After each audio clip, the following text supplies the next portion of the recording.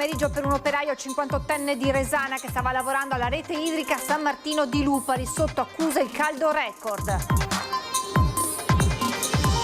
Si indaga per omicidio stradale dopo l'incidente mortale che lungo la Postumia a Trevignano è costato la vita a Ennio Corazzin, ferita la moglie, il figlio e anche la nuora incinta. Nell'altra auto 3 ragazzi, era guida 24enne.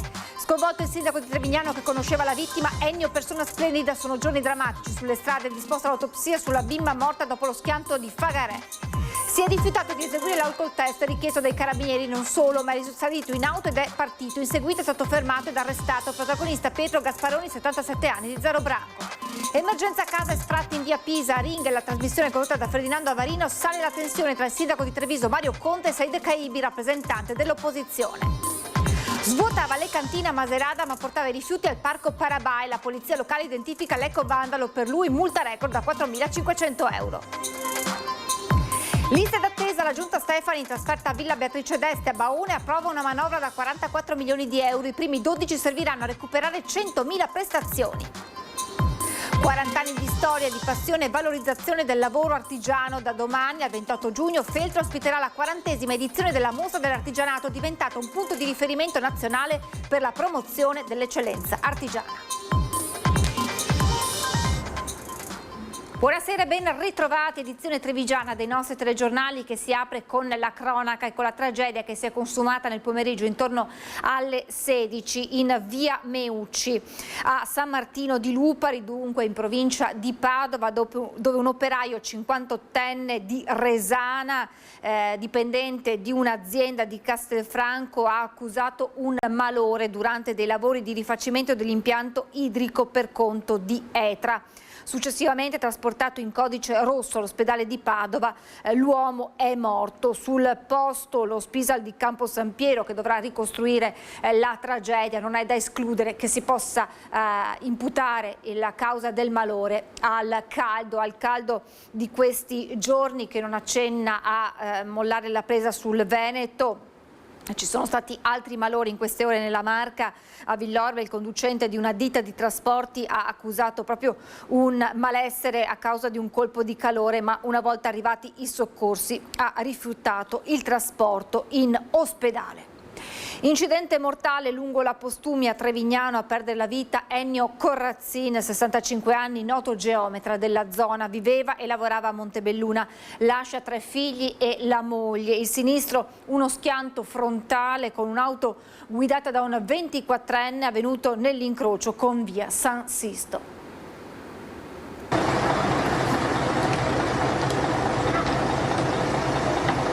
Si chiamava Ennio Corazzin, 65 anni, il conducente dell'Audi finita sottosopra, sbalzata a bordo strada dalla Ford Puma, guidata da un 24enne all'incrocio tra via Marzelline e via San Sisto, sulla Postumia a Trevignano. Un incidente che non gli ha lasciato scampo. Ennio, noto geometra della zona, era conosciuto e apprezzato. Con il figlio lavorava nel suo studio di piazzetta Aldomoro a Montebelluna, paese dove viveva con la famiglia. Stava percorrendo la Postumia con la moglie, il figlio e la nuora incinta. La coppia era andata a prendere i 2 giovani all'aeroporto di Treviso e si stavano dirigendo verso casa. I 3 sono in gravi condizioni, ricoverati tra Montebelluna, Mestre e Treviso. Sono molto sconvolto da quanto è accaduto, anche perché conoscevo molto bene il geometra Corazzin, ho lavorato anche per lui, era una persona stimatissima, un grande dolore ed era veramente un valido professionista. Come ho detto, ho avuto modo di lavorare con lui e anche dal lato amministrativo, quando presentava i progetti. Un bellissimo ricordo di una persona veramente affabile e preparata. Scelgono il silenzio nella grande casa che Ennio divideva con i figli. Lo ricordano con poche parole: buono e generoso, una persona splendida, ha detto il genero. Ennio lascia 3 figli, 2 avuti con la moglie e 1 adottato. L'incidente avvenuto intorno alle 21:30. Chi era sul posto parla di una scena agghiacciante. La situazione era tragica, c'erano feriti e purtroppo la persona senza vita e pezzi di auto ovunque, è stato un brutto incidente. Gli inquirenti continuano a indagare sulla dinamica del sinistro, ma secondo le prime ricostruzioni la Ford Puma che giungeva dalla direzione di Castelfranco con a bordo il 24enne e le due coetanee avrebbe azzardato la curva per svoltare in via San Sisto, schiantandosi frontalmente con l'Audi della famiglia che proveniva da Treviso. La procura ha aperto un fascicolo per omicidio stradale a carico del 24enne e non è escluso che debba anche rispondere di lesioni aggravate. Un incrocio, quello teatro del sinistro, che in passato era già stato al centro di incidenti anche gravi. Solo dell'anno scorso l'entrata di un tir nell'abitazione all'angolo tra via San Sisto e la Postumia. È stato sistemato una ventina d'anni fa dalla provincia, noi all'epoca avevamo chiesto anche una rotonda, ma non era tecnicamente allora fattibile, però continuano ad esserci tanti incidenti, queste cose non dovrebbero succedere. Si allunga dunque la tragica lista delle vittime sulla strada, salgono a 9 i morti in meno di un mese. In questo periodo purtroppo vediamo una serie incredibile di incidenti stradali, molti anche con decessi. La bella stagione porta con sé sempre un'impennata di queste tragedie sulla strada e ogni volta che avvengono ci sentiamo davvero impotenti e sconfitti, perché forse non facciamo mai abbastanza. È un giugno nero quello sulle strade del Veneto che conta ad ora solo nella provincia di Treviso 9 morti. Ultimo incidente mortale quello di Trevignano, dove a perdere la vita è stato il 65enne geometra di Montebelluna Ennio Corazzin. Morte avvenuta pochi giorni dal decesso della bimba di 9 anni a bordo dell'auto con la madre e la sorella, auto che si è schiantata frontalmente con un tir. Sul corpo della piccola è stata disposta l'autopsia. Pochi giorni anche dal weekend di sangue sul Veneto orientale, morti 2 giovanissimi di 18 e 24 anni, uno mentre era a bordo della sua moto a Ceggia, l'altro inabissato con l'auto nel Sile a Jesolo Paese. Una strage quella sulle strade che non si ferma, necessario intervenire con ogni mezzo possibile. Col tavolo della sicurezza stradale stiamo cercando da parecchi anni di sensibilizzare soprattutto i ragazzi più giovani nelle scuole con lezioni di educazione stradale alla consapevolezza che la strada può essere pericolosa e le regole vanno rispettate.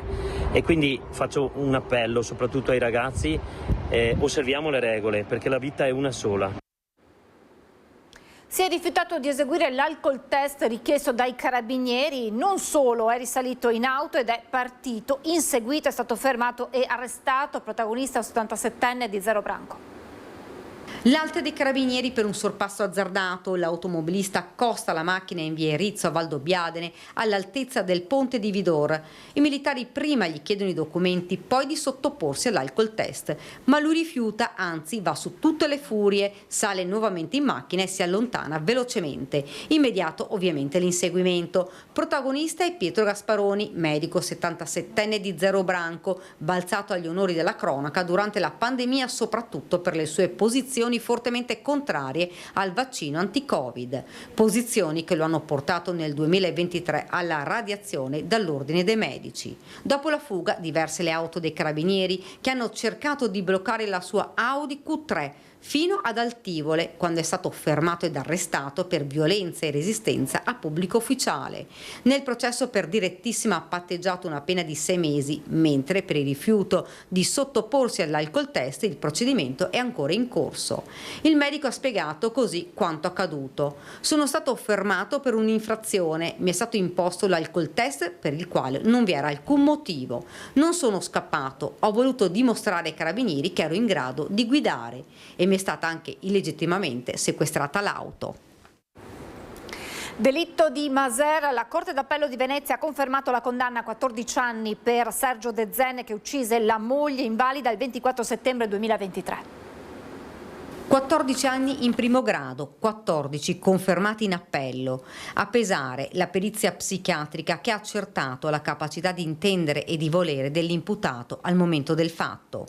Sergio De Zenne il 24 settembre 2023 uccise a coltellate la moglie invalida all'interno della loro abitazione a Masera. Un delitto maturato in un quadro difficile di disagio familiare, di dolore, prostrazione per la moglie Manuela Bittante affetta da una patologia terminale. Sono assolutamente convinta, ma del resto ne ha dato atto anche la psichiatra che ha svolto questa perizia per conto della Corte d'Assise d'Appello, che per lui era un gesto di salvataggio, ecco, perché non riusciva più a vedere la moglie soffrire ed essere privata della sua dignità. Così l'avvocato Sabrina De Rossi, difensore dell'imputato. De Zena ha ascoltato la conferma della sentenza, nel suo volto la delusione, una condanna che per l'età equivale ad un ergastolo.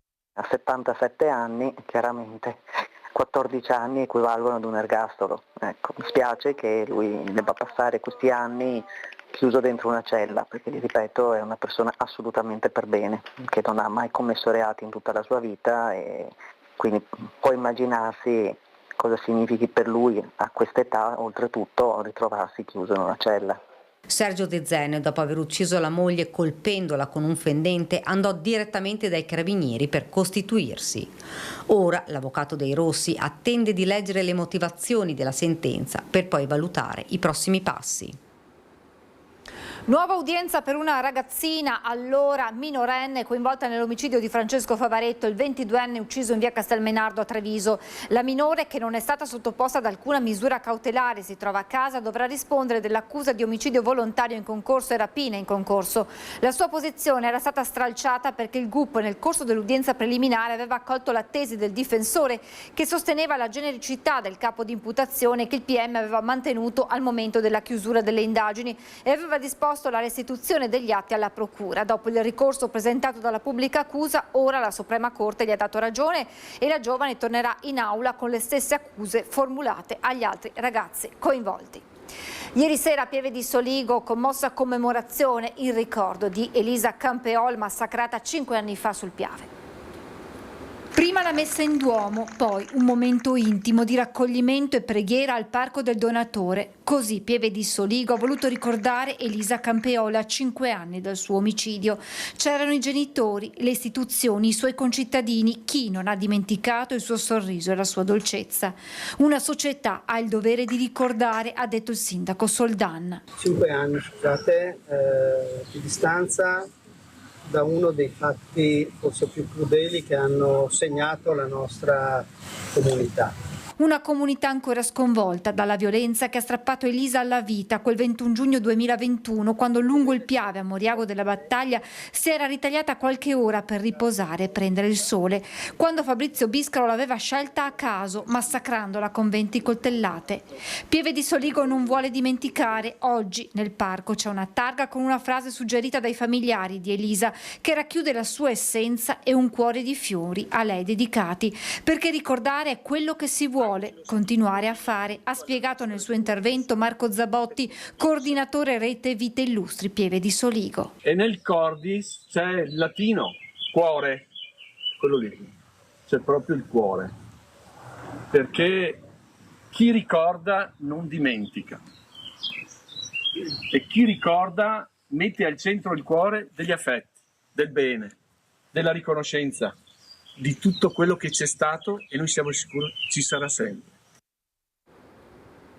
Ondata di calore a Quinto di Treviso, blackout per la fusione di una centralina sovraccaricata. Lo stop all'erogazione dell'elettricità interrompe il lavoro della farmacia su via Noalese, disagi per utenti e residenti nella Morsa del Caldo. Per noi farmacie non è possibile la chiusura parziale, dobbiamo necessariamente chiudere tutto il giorno. Allora abbiamo scelto di tenere aperto per non gravare ulteriormente sulle difficoltà di servizio nel mattino.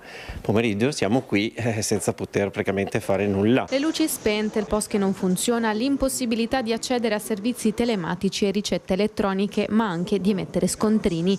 È vuota la farmacia di via Noalese a Quinto di Treviso, costretta a tenere aperto dopo gli avvisi di una chiusura anticipata a causa di un'interruzione dell'erogazione di energia elettrica per un guasto a una centralina poco distante. Il caldo estremo di questi giorni ha infatti portato al sovraccarico del gruppo elettrogeno che con il calore è scoppiato. Un guasto non nuovo nella zona, ma questa volta la manutenzione non è bastata. I tecnici di Enel sono dovuti intervenire per sostituire la centralina con una nuova e più potente. Blackout arrivato lunedì sera e durato dalle 18 all'1 di notte. Nelle scorse ore l'ennesima interruzione dovuta ai lavori in corso. Molti i disagi per le circa 100 abitazioni coinvolte che con il caldo non hanno la possibilità di accendere ricevere ventilatori o condizionatori, ma anche per le attività come la farmacia. Siamo stati avvisati che ci sarebbe stata l'interruzione alle 14:30, in realtà si è fermato tutto all'1:10, questo è stato un ulteriore disagio. Abbiamo dei gruppi di continuità, ma servono più per sbalzi di corrente, cose brevi, non per interruzioni così prolungate. Sono tutti un po' stupiti perché un'idea di un sovraccarico, di un problema di un sovraccarico ci può stare. Quello che si rimane un po' perplessi è che in questa zona non è la prima volta che succede, cioè già in questi anni abbiamo visto diverse volte delle interruzioni, non piccoli sbalzi, anche interruzioni per un'ora e mezza, 2, insomma, che cominciano a essere problematiche sia magari per un'attività ma anche per un anziano, un grande anziano che rimane a 38 gradi, sì, non è che sia proprio il massimo per la sua salute. Le giornate sono le peggiori per essere senza condizionatore elettrico.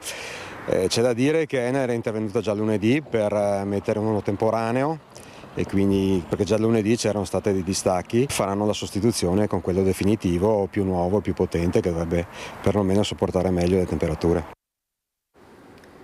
2 episodi avvenuti a poche ore di distanza riaccendono il dibattito sulla sicurezza a Treviso, dall'arresto di un giovane dopo momenti di caos al supermercato PAM al danneggiamento di una fioriera nel cuore del centro storico. I cittadini si dicono esasperati. Non mi sento al sicuro nemmeno quando cammino per strada, nemmeno a casa mia, perché dove abito è diventato un ghetto di quelle mai viste, buttano tutto dalle finestre, cioè è un casino. Quindi il supermercato mi guardo sempre le spalle, cosa si cammina così con la paura, si cammina, si va a fare la spesa con la paura. Sono sempre più esasperati i cittadini di Treviso, tensioni e vandalismi che si susseguono senza fine nel centro storico e nelle aree più frequentate della città fanno vivere i residenti in un costante clima di insicurezza. L'ultimo episodio al supermercato PAM di Via Zorzetto, quando un 34enne del Guatemala, visibilmente sotto l'effetto dell'alcol, ha tentato di uscire dal punto vendita senza pagare alcune birre. Fermato da un addetto alla sicurezza, ha reagito con estrema violenza, colpendolo con alcuni pugni. Per difendersi, il vigilante ha utilizzato uno spray urticante, la cui sostanza si è diffusa rapidamente all'interno del negozio, provocando irritazioni a clienti e dipendenti e rendendo necessaria la completa evacuazione del locale. Il giovane, già noto alle forze dell'ordine, è stato arrestato dopo aver continuato a porre resistenza anche durante il fermo. Io ho un figlio di 13 anni e sinceramente ho anche paura a farlo uscire da solo con tutte queste baby gang che ci sono. Cioè, ti devi spaventare anche di andare in giro la sera, mia moglie che lavora, sinceramente è un po' pericoloso. E vedo poca polizia, carabinieri in giro. Io vicino a casa mia c'ho un parco pubblico che ha fatto tante segnalazioni, ma non viene mai nessuno. Io la sera ho degli spacciatori nel parco praticamente. Ci spaventiamo a uscire con dei figli piccoli, sinceramente viene un po' difficile a uscire, a fare una passeggiata anche la sera, ci tolgono la libertà di fare una cosa che una volta era normalità, ora è quasi un lusso.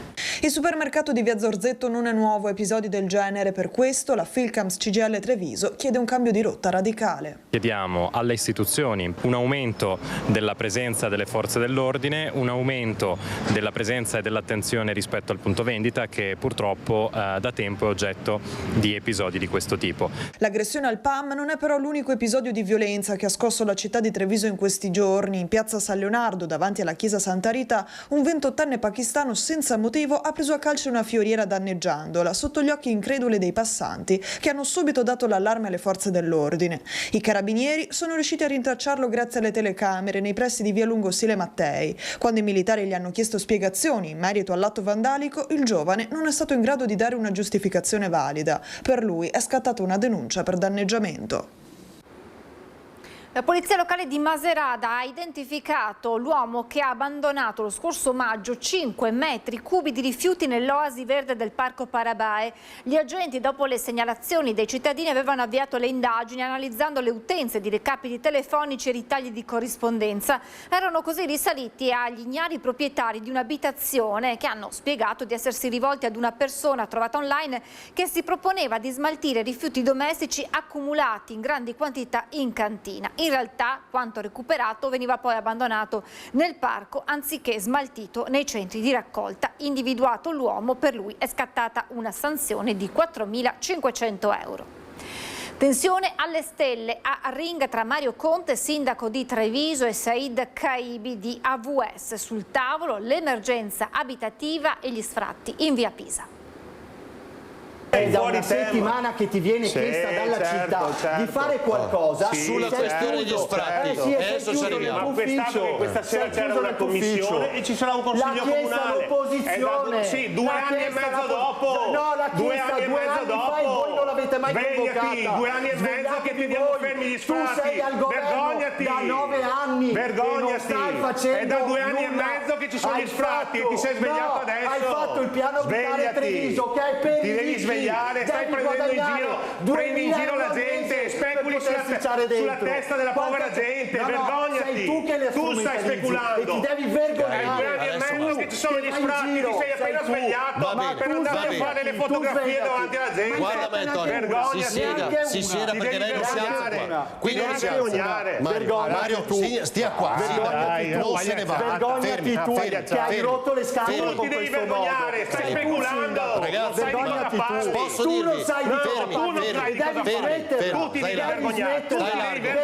Va bene, no, tu ti devi vergognare. Ora ve ne siete tu ti devi vergognare. Io devo andare in pubblicità. Io devo andare in pubblicità. Tu non sai di cosa stai parlando. È chiaro, basta. No, non basta niente. No, bisogna far chiarezza. Ho capito. Si fa chiarezza. Tu sei la Caibi, la finiamo. No, non siete tranquilli. Va bene, questo non è metodo e vi ho visto subito. Ho visto perché io vi conosco come siamo arrivati in questo studio. Va bene, ora basta. Ora basta.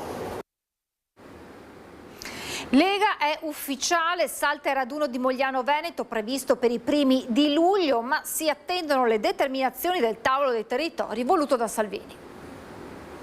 Prima i tavoli territoriali, almeno 3 sedute, poi il raduno di Mogliano, che a questo punto slitta data da destinarsi, non più per intendersi, il 5 e il 6 di luglio. Questa la roadmap tracciata a metà mattina dal responsabile enti locali della Lega Stefano Locatelli attraverso una nota, un WhatsApp raggiunto anche i maggiorenti del partito. Una comunicazione che abbiamo ricevuto anche noi come parlamentari. Si è spiegato il motivo di questo rinvio?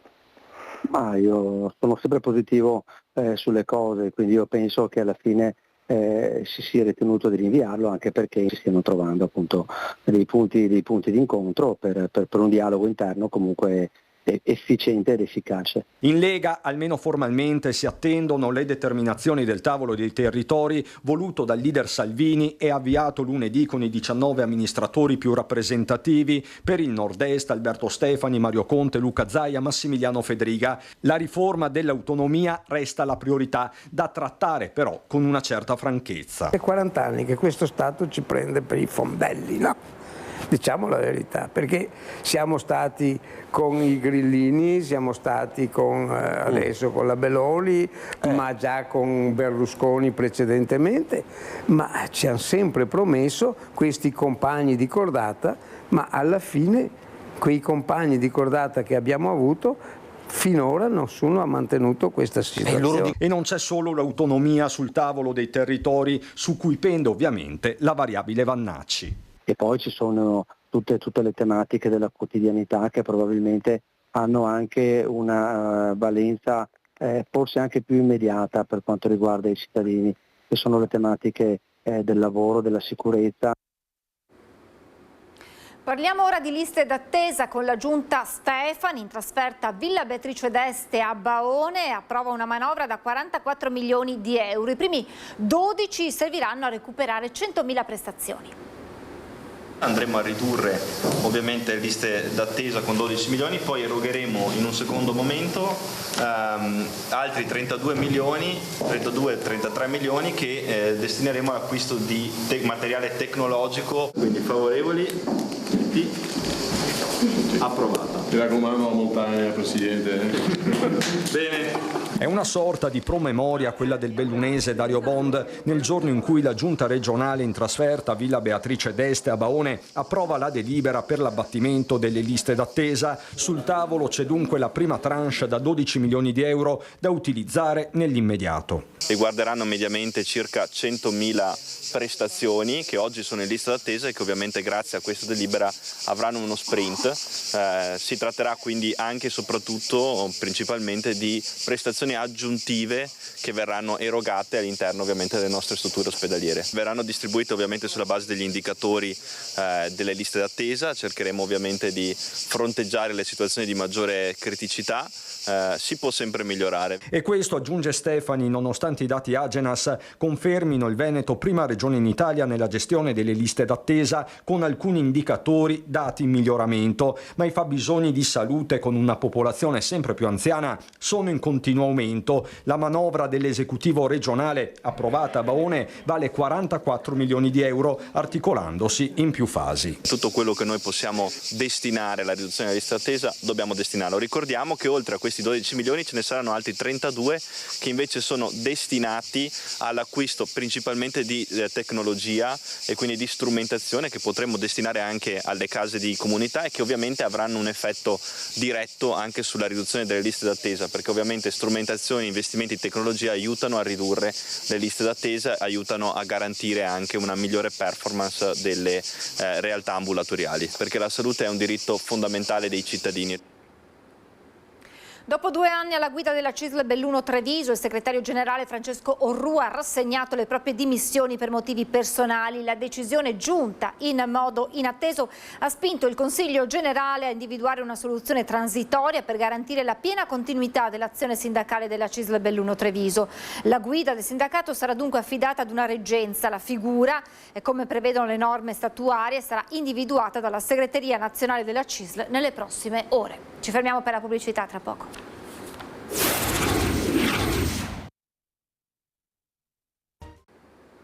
Rieccoci in diretta, 2 giorni di musica per celebrare il riconoscimento del titolo di città a Vedelago, i grandi classici della musica italiana e le grandi orchestre.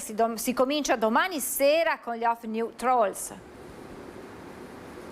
Iniziano i grandi appuntamenti sia di concerti che spettacoli teatrali per celebrare l'ottenimento del riconoscimento di città di Vedelago. Un'estate intera per festeggiare un traguardo atteso e non scontato, il riconoscimento a Vedelago del titolo di città, avvenuto a marzo con la firma di un decreto apposito del Capo dello Stato, ma per ogni città che si rispetti serve un calendario di eventi all'altezza. Si parte già nelle prossime ore con un grande classico della musica italiana. Il 25 giugno, grande concerto dei New Trolls all'Arena di Villa Cappelletto, presso la biblioteca. New Trolls che saranno accompagnati dalle voci di Luca Minnelli e Fabiana Visentin. Poi il 26 sarà la volta, sempre nel parco di Villa Cappelletto, del concerto sinfonica crossover organizzato in occasione del 50° anniversario della Fondazione Amici della Musica Piero Fullin di Vedelago. Ci sarà un concerto con un'orchestra diretta dal maestro Martin Bertolo che intratterrà tutta la popolazione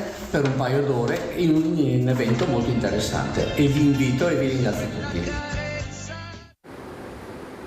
È stata la squadra di Signoressa ad aggiudicarsi il primo posto al palio femminile del Batar Panoce di Trevignano con un peso di granella di oltre 79 kg. Grandissima soddisfazione per partecipanti che portano alla frazione il primissimo palio della sua storia sia tra le donne che tra gli uomini. Gara seguita dal pubblico delle grandi occasioni, pronto a vivere nuove emozioni giovedì alle 20 quando Campagna e Musano si contenderanno il Super Palio 2026. Il clou poi sabato con il palio comunale con diretta dalle 20:15 su Antenna 3 che domenica dalle 17 seguirà la sfilata storica e il palio delle Borgate.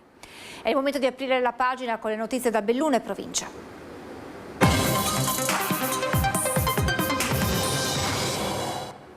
Non si placa la bufera che vede coinvolto l'assessore del comune di Belluno Marco Dal Ponte. Nella puntata di Ring di ieri sera il presidente Anci Veneto Mario Conte ha ammesso la responsabilità genitoriale per i fatti di cronaca che hanno coinvolto il figlio dell'assessore.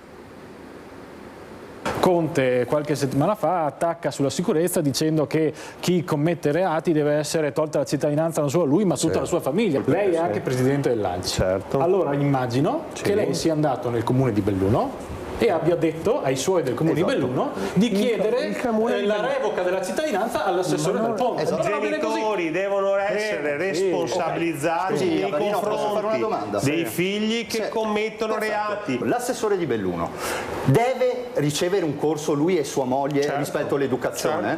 Fantastico, ottimo. Evidentemente è mancato qualcosa nel percorso formativo dei propri figli. Parole forti e senza mezzi termini, quelle del presidente di ANCI Veneto Mario Conte, ospite a Ring dal vice direttore di Media Nord-Est Ferdinando Avarino. Il tema è il coinvolgimento dei familiari dei giovani che si rendono responsabili di condotte criminose in percorsi formativi e rieducativi, volontà manifestata dallo stesso Conte, sulla quale viene incalzato dal consigliere regionale Dem Alessandro Del Bianco e dal segretario trevigiano di AVS Said Caibi a esprimersi in merito alla responsabilità genitoriale della l'assessore del comune di Belluno Marco Dal Ponte nei confronti del figlio classe 2007 coinvolto in un pestaggio 6 contro 1 di un cittadino egiziano la notte dello scorso 22 marzo, episodio passato alle cronache con tanto di video trionfali ricondivisi sui social. Per Conte la responsabilità è innegabile. Ma non è una critica, non è una critica all'assessore di Belluno, però evidentemente se tuo figlio va in giro per la città ad aggredire le persone un problema ci sarà da un punto di vista educativo, o no? Parole dall'elevato peso specifico, anche considerati gli assessorati di competenza di Dal Ponte, sociale e politiche della famiglia, e che rimettono l'assessore al centro di una bufera istituzionale, anche a causa delle dimissioni presentate in settimana dal tavolo provinciale per le politiche sociali, presieduto da Dal Ponte, da parte della sindaca di Taibona Gordino, Silvia Tormen. Per la prima cittadina, che al tavolo era rappresentante di tutto il territorio a Gordino, la marcia indietro sulle dimissioni inizialmente presentate da Dal Ponte, poi respinte dal sindaco De Pellegrin nel giro di poche ore, e la conseguente riconferma dell'assessore quale coordinatore provinciale delle politiche sociali è un atto irricevibile e inaccettabile. Interpellato telefonicamente, Dal Ponte si è riservato di non fare dichiarazioni in vista di una possibile strategia di difesa legale da strutturare assieme al suo avvocato.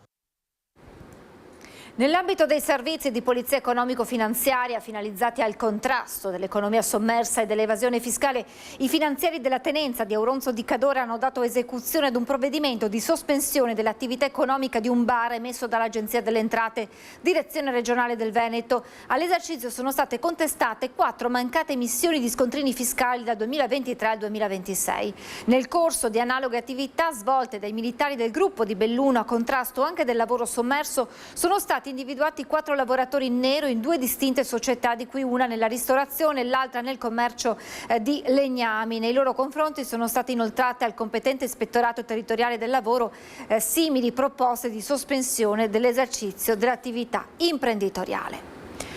40 anni di storia, di passione, di valorizzazione del lavoro artigiano. Dal 25 al 28 luglio Feltre ospiterà la 40ª edizione della Mostra dell'Artigianato Artistico e Tradizionale Città di Feltre, che nel corso di 4 decenni è diventata punto di riferimento nazionale per la promozione dell'eccellenza artigiana.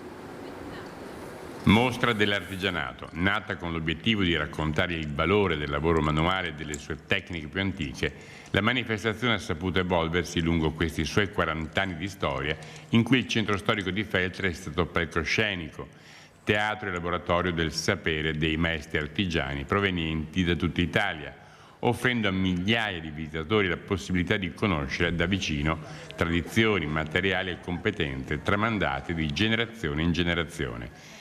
E per questo compleanno degli 8 lustri non ci sarà biglietto di ingresso. Quest'anno, in occasione del 40°, il biglietto d'ingresso non ci fosse.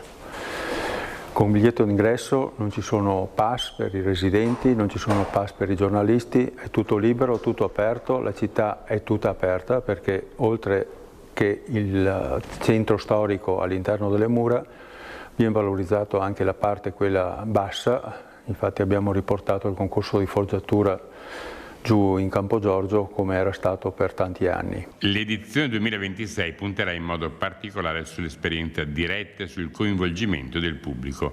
Tra gli elementi caratterizzanti della manifestazione ci saranno infatti le dimostrazioni dal vivo dei mestieri artigiani, con la realizzazione nelle piazze e negli spazi espositivi di maschere artistiche, opere di mosaico, lavorazione del legno e della carta, creazioni in vetro di Murano, ceramica, ferro battuto e bronzo. Si tratta anche di un avvenimento che permetterà a tutti quelli che si avvicinano di poter visitare la città di Feltre, i suoi androni, i suoi palazzi, tutto quello che di bello può essere in questo momento visto e fruito. Torneranno poi anche il tradizionale concorso di forgiatura e il premio Carlo Rizzarda.